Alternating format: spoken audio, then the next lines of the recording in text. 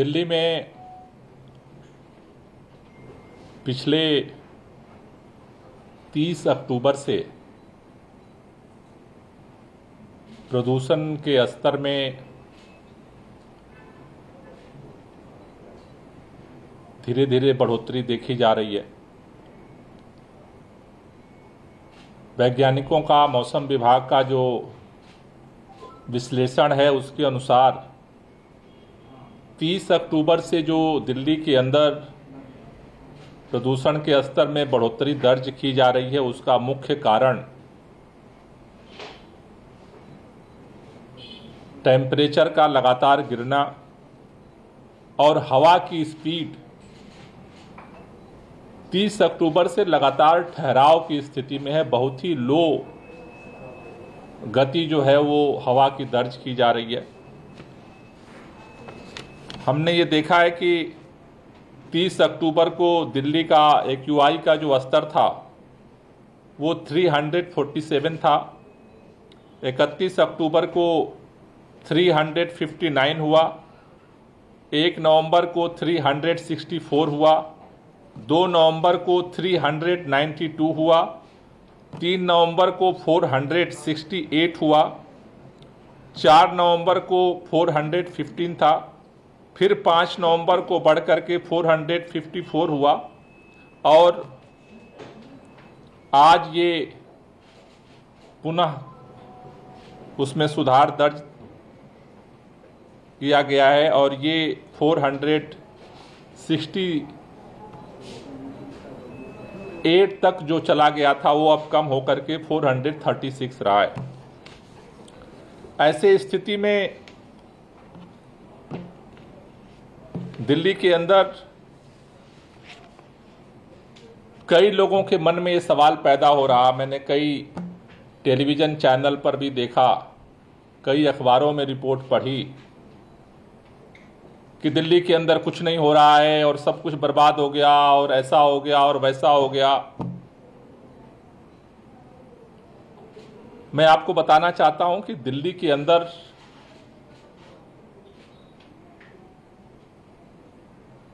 पूरे 365 दिन दिल्ली के प्रदूषण को कम करने के लिए काम हो रहा है, समर एक्शन प्लान के माध्यम से और विंटर एक्शन प्लान के माध्यम से। दिल्ली में जो दीर्घकालिक पहलकदमी दिल्ली के मुख्यमंत्री अरविंद केजरीवाल जी के नेतृत्व में सरकार ने लिया, चाहे वो व्हीकल पोल्यूशन को कम करने के लिए EV पॉलिसी लाना हो, चाहे दिल्ली के अंदर इलेक्ट्रिक बसों का संचालन हो, CNG बसों का संचालन हो, दिल्ली के अंदर 24/7 बिजली का सप्लाई देना हो, चाहे वो दिल्ली के अंदर 100% पोल्यूटेड यूनिट को शिफ्ट करना हो PNG में, दिल्ली के अंदर चाहे वो ग्रीन बेल्ट बढ़ाना हो, इन तमाम दीर्घकालिक परियोजना के परिणाम स्वरूप दिल्ली के अंदर 2015 में जो 365 में से केवल 109 दिन थे जो पुअर कैटेगरी से बाहर थे, इस साल अभी तक उसकी संख्या बढ़ करके 206 हो चुकी है। यानी इस वर्ष 2015 में 365 में से केवल 109 दिन थे जिसमें हवा की स्थिति पुअर क्वालिटी में नहीं थी। इस साल वो संख्या बढ़ करके 365 में से 206 हो चुकी है। तो एक बात मैं कहना चाहता हूं कि सरकार जो काम कर रही है उस सारे कामों का, दीर्घकालिक कामों का परिणाम दिल्ली के अंदर दिखने लगा। अब जो दूसरी स्थिति है, जो इमरजेंसी सिचुएशन पैदा होती है सर्दियों के मौसम में, और खास तौर से इस साल पिछले कई सालों के बाद ये स्थिति बनी है कि 30 तारीख से के बाद से लगातार निरंतर हवा की गति जो है वो धीमी है। आमतौर पर ऐसा होता है कि 2-3 दिन अगर हवा की गति धीमी होती है तो फिर वो तेज हो जाती है, लेकिन पिछले 30 तारीख से लेकर के निरंतर जो है वो हवा की गति जो है वो लो कैटेगरी में बनी हुई है और उसकी वजह से जितने प्रदूषक हैं, प्रदूषण के जो कण हैं वो डिस्पर्स नहीं हो रहे हैं और नीचे सतह पर हैं, जिसका असर आपको AQI के बढ़ने में दिख रहा है। ऐसी स्थिति में आज दिल्ली के मुख्यमंत्री माननीय अरविंद केजरीवाल जी ने सभी संबंधित विभागों के साथ दिल्ली के जो वर्तमान समय में प्रदूषण का स्तर है उसकी समीक्षा बैठक की। आज की परिस्थिति में और क्या क्या किया जा सकता है और अभी तक क्या क्या किया गया, वो सारी रिपोर्ट उनके समक्ष रखी गई, जिसमें एक एक करके जो अभी तक एक्शन हुआ है ग्रैप 1, ग्रैप 2, ग्रैप 3 में, वो सारी रिपोर्ट दी गई। मैं आपके सामने भी रखना चाहता हूं कि अब तक क्या क्या हुआ है। दिल्ली के अंदर वाहनों के पोल्यूशन को कम करने के लिए जो POC को चेक करने का अभियान ट्रांसपोर्ट डिपार्टमेंट और ट्रैफिक पुलिस ने किया है। आप जानते हैं कि जो POC वायलेशन होता है 10,000 रुपये का फाइन लगता है। 1, 2, 3 ग्रैप के दौरान 28,471 चालान जो है वो किए गए हैं, जिससे कि लोगों में POC को लेकर के जो पोल्यूटेड गाड़ियां हैं उनको कंट्रोल किया जा सके। उसी तरह से दिल्ली के अंदर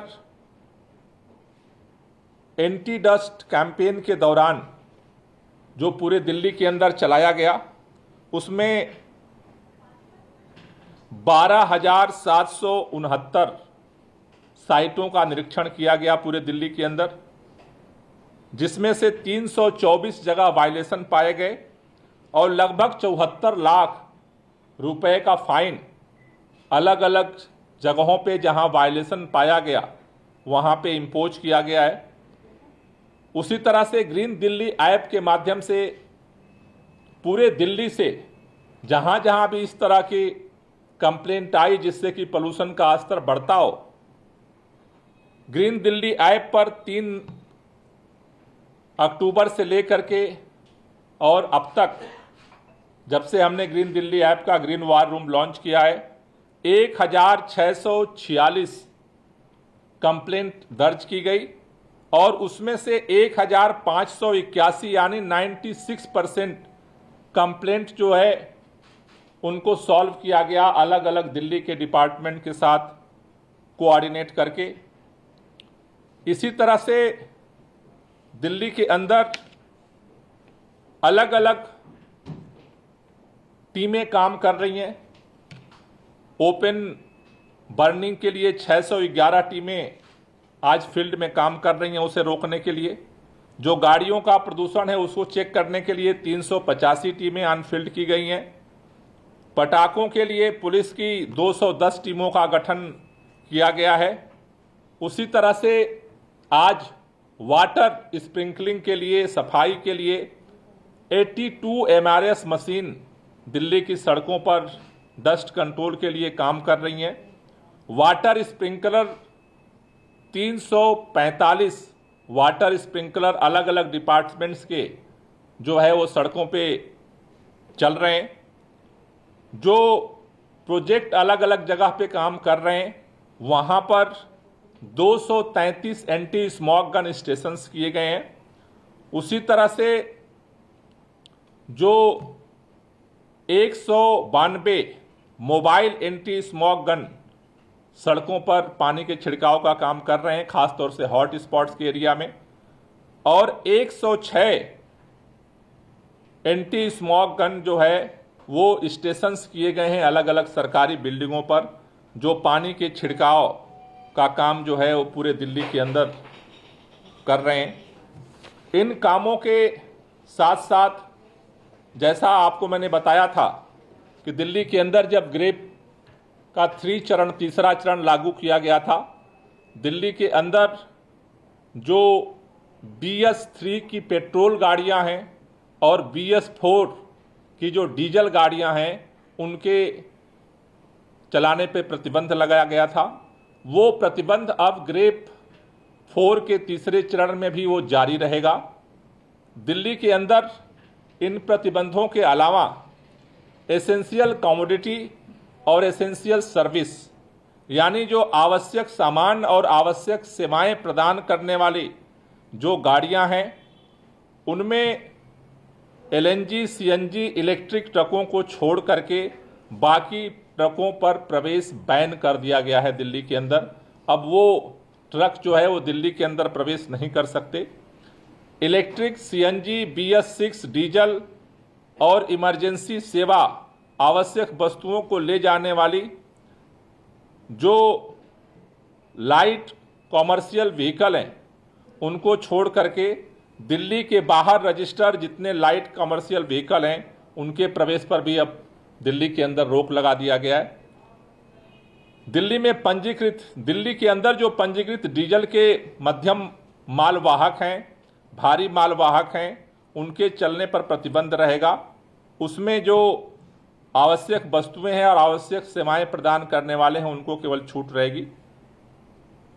अब दिल्ली के अंदर ग्रेफ 3 में राजमार्गों को, सड़कों को, फ्लाईओवर, ओवरब्रिज, पावर ट्रांसमिशन पाइपलाइनों जैसे लीनियर सार्वजनिक परियोजनाओं और विध्वंस के कार्यों पर छूट दी गई थी। बाकी जगह तो कंस्ट्रक्शन पे, निर्माण और विध्वंस पे बैन था। अब जो छूट दी गई थी अब उस पर भी प्रतिबंध लगा दिया गया है। अब दिल्ली के अंदर किसी तरह की कंस्ट्रक्शन, डिमोलिशन गतिविधि को छूट नहीं है। सभी पे जो है अब प्रतिबंध लगाने का आज निर्देश जो है दिया है मुख्यमंत्री जी ने, फैसला हुआ है मीटिंग के अंदर। दिल्ली के अंदर 5वीं क्लास तक के स्कूल 10 तारीख तक बंद किए गए थे। आज बैठक में निर्णय लिया गया है कि 10 तारीख तक अब 6वीं, 7वीं, 8वीं, 9वीं और 11वीं की कक्षाएं भी जो है वो अब बंद रहेंगी 10 तारीख तक के लिए। 10वीं और 12वीं की जिनके बोर्ड एग्जाम्स हैं उनकी कक्षाएं जो हैं उनको अलाउ किया गया है। इसके साथ साथ अभी जो दिल्ली के अंदर पटाखों पे प्रतिबंध है, उन पटाखों पे प्रतिबंध के बावजूद पिछली बार हमने देखा कि कई जगहों पे पटाखे छोड़े गए।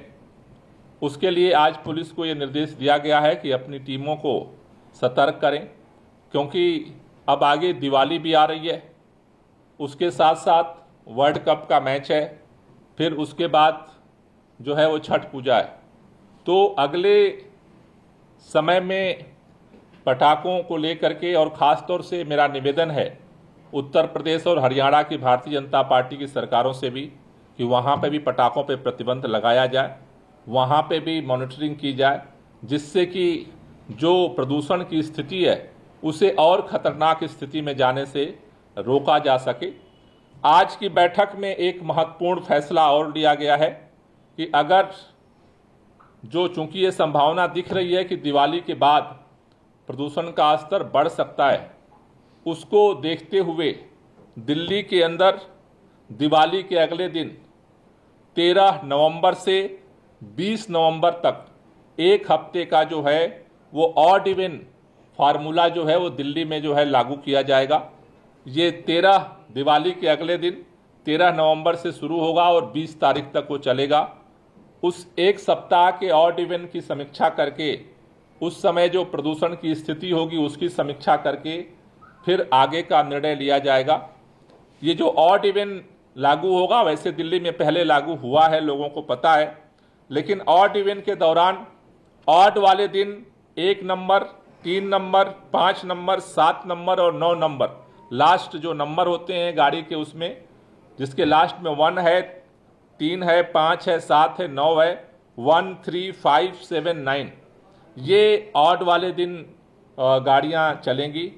और उसके साथ साथ इवन वाले दिन 0, 2, 4, 6, 8 लास्ट डिजिट्स के नंबर की गाड़ियां सड़कों पर चलेंगी। तो ये एक बड़ा फैसला आज की बैठक में हुआ है कि दिवाली के बाद 13 तारीख से और 20 तारीख तक दिल्ली में ऑड इवन जो है लागू किया जाएगा। ऑड इवन के लिए तैयारी बैठक कल जो उससे कंसर्निंग डिपार्टमेंट हैं, ख़ासतौर से ट्रांसपोर्ट, ट्रैफिक पुलिस और जो डिपार्टमेंट हैं उनके साथ कल 7 नवंबर को पहली तैयारी बैठक रखी गई है और उसकी पूरी डिटेल कार्य योजना बनाई जाएगी। आगे बढ़ाया जा सकता है, आपने बोला कि उसके बाद समीक्षा करेंगे, तो इसे आगे बढ़ाने का भी काम रहेगा अगर मौसम में कुछ बदलाव नहीं होता है, प्रदूषण का स्तर सही रहता है। हाँ, वो 20 तारीख के बाद प्रदूषण के स्तर को देखते हुए फिर आगे का निर्णय होगा। सर, इसमें आपने कहा कि जो फिजिकल क्लासेस हैं 6वीं, 7वीं, 8वीं, 9वीं और 11वीं, 10वीं, 12वीं की तो लगेंगी, तो क्या ऑनलाइन क्लासेस मैंडेटरी होंगी, फिजिकल क्लासेस बंद हो जाएंगी? हाँ जी, ऑनलाइन क्लासेस तो चलेंगी, ऑनलाइन क्लासेस चलेंगी। जिनकी बोर्ड परीक्षा है उन्हें बुलाया जा सकता है, आपने कहा 10th और 12th को। 10th और 12th पे बंद नहीं रहेगा, उनकी क्लासेस चलेंगी। अभी आगे सर क्या अनुमान है, मौसम विभाग का क्या कहना है, क्योंकि इसे लेकर जाहिर है पॉलिटिक्स भी हो रही है, आरोप भी लग रहे हैं तरह तरह के, और क्या आपने जो चिट्ठी लिखी थी उसका आपको अब तक कोई जवाब मिल पाया कि कोई बैठक? ये दुर्भाग्यपूर्ण है कि पूरे उत्तर भारत में प्रदूषण की स्थिति सबके सामने है। कल भी दिल्ली से ज़्यादा प्रदूषण खतरनाक स्थिति में ग्रेटर नोएडा में था। जैसा मैंने पहले भी कहा कि पूरे देश के अंदर 53 जो पोल्यूटेड डिस्ट्रिक्ट्स हैं उनमें से 20 हरियाणा में है जहां भाजपा की सरकार है। लेकिन केंद्र की भाजपा की सरकार को मीटिंग बुलाना तो दूर, अभी तक पत्र का कोई जवाब भी भेजने की फुर्सत नहीं है। इससे आप अंदाजा लगा सकते हैं कि किस तरह भारतीय जनता पार्टी, मतलब ऊपर केंद्र में भी वही स्थिति उत्तर प्रदेश के अंदर है, वही स्थिति हरियाणा के अंदर है। तो हमें उम्मीद थी कि इस बार काफ़ी सक्रिय सहयोग मिलेगा, क्योंकि पहले भी बैठक हुई थी, लेकिन अभी तक जिस तरह की निष्क्रियता दिख रही है उससे कहीं न कहीं अफसोस हो रहा है। सर, ऑफिसर्स को लेकर कोई फैसला लिया गया है?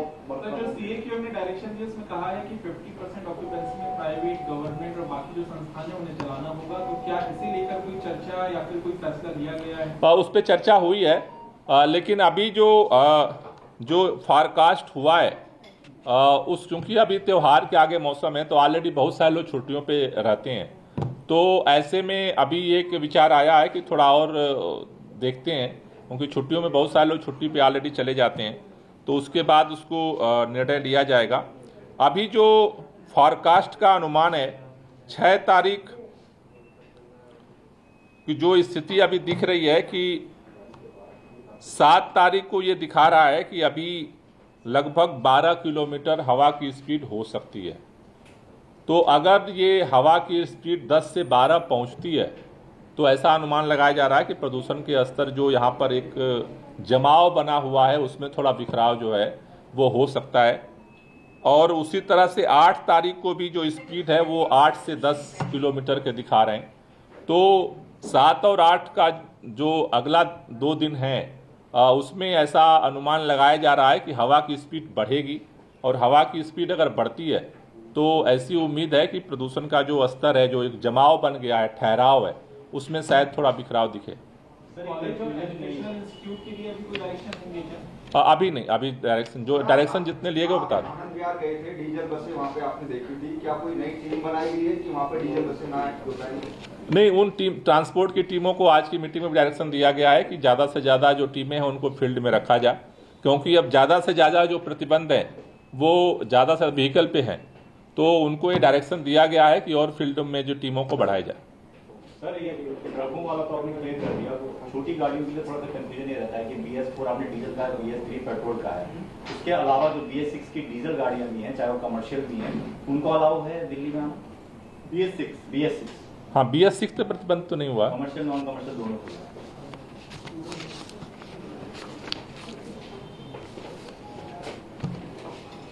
Thank you.